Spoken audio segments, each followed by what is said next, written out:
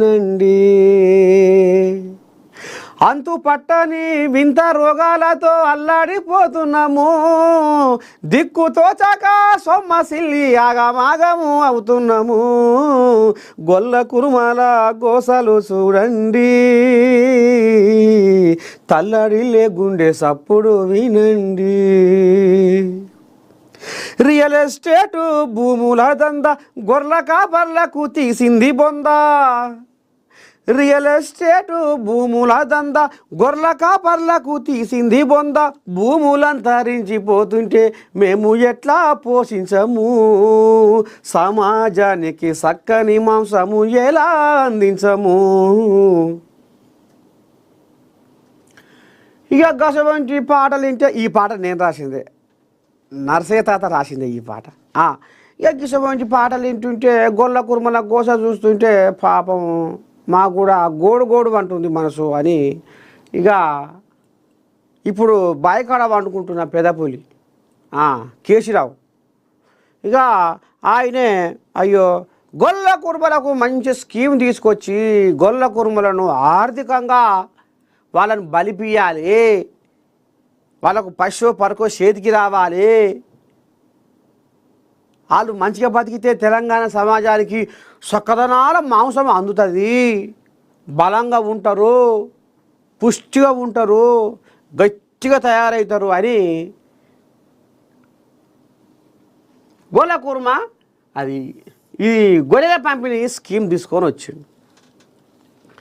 ఇక ఇంట్లో నీ దండం పెడితే ఇక అందినోనికి అందినంత, దోసుకున్నోనికి దోసుకున్నంత, మింగినోనికి మింగినంత, కావలసినోనికి కావలసినంత.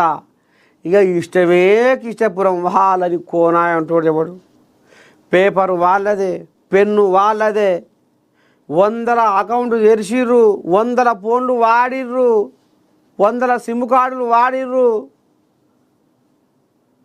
ఇక అల్లా ముఖ్యంగా కోయా పేరు ఏం పేరు ఉండే, దాని పేరు ఆ కోయా పేరు ఏం పేరు కళ్యాణ్,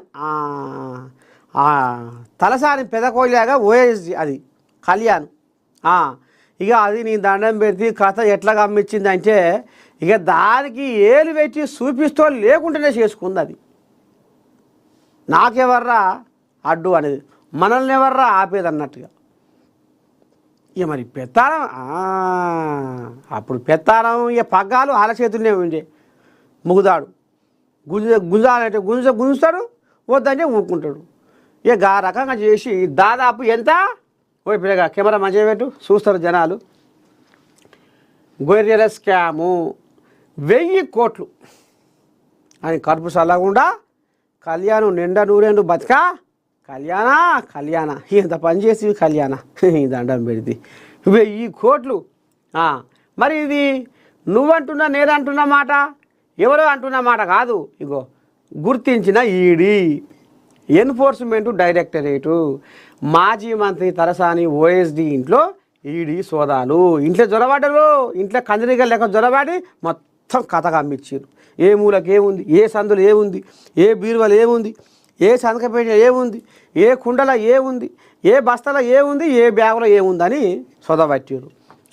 ఇక బీఆర్ఎస్ ప్రభుత్వ హయాంలో చేపట్టిన గొర్రెల పంపిణీ స్కీమ్లో 1000 కోట్ల పైనే అక్రమాలు జరిగినట్లు ఎన్ఫోర్స్మెంట్ డైరెక్టరేట్ ఈడీ గుర్తించింది. మాజీ మంత్రి తలసాని శ్రీనివాస్ యాదవ్ అప్పటి ఓఎస్డి కళ్యాణ్ ఇంట్లో ఈడీ అధికారులు కేసు సంబంధించి సోదాలు శుక్రవారం కూడా నిర్వహించారు. 200కు పైగా బ్యాంకు అకౌంట్లకు చెందిన పాసు పుస్తకాలను స్వాధీనం చేసుకున్నారట. ఓహో వింటున్నారులో. అవే బ్యాంకు ఖాతాలను బెట్టింగు అప్లికేషన్లలో ఉపయోగించినట్లు అధికారులు గుర్తించారు. అమ్మని దండం పెట్టి 1 రూపాయి పెట్టాలి, 10 రూపాయలు కొట్టాలి, 1 రూపాయి పెట్టాలి, 10 రూపాయలు కొట్టాలి. అవో గసవంటి బుద్ధిమంతులు. ఇక మరి వీళ్ళకు లజ్జ ఎందుకు లేదో, వీళ్ళకు సిగ్గెందుకు లేదో.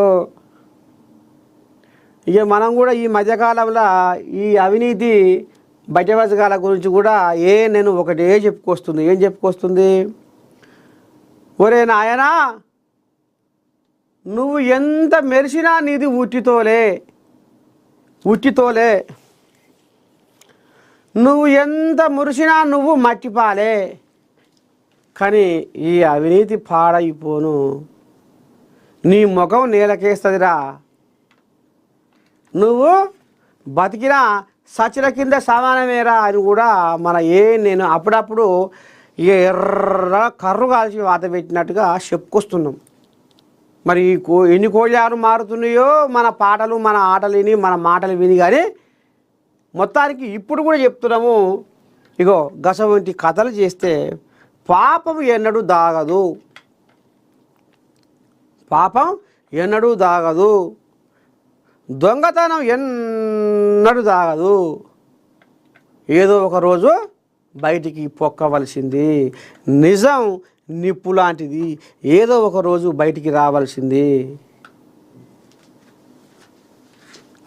ఇక గిట్లా ఇప్పుడు ఈయన పాపం పంట వంజది. ఆ మొగోడు అనుకుండు, మనల్ని ఎవర్రా ఆపేది, అధికారం మనదే గారా, అంత మనమే గారా, తొందర పడకు, ఏదైనా కాలమే నిర్ణయిస్తుంది, తొందర పడకు, విధి విధానమే,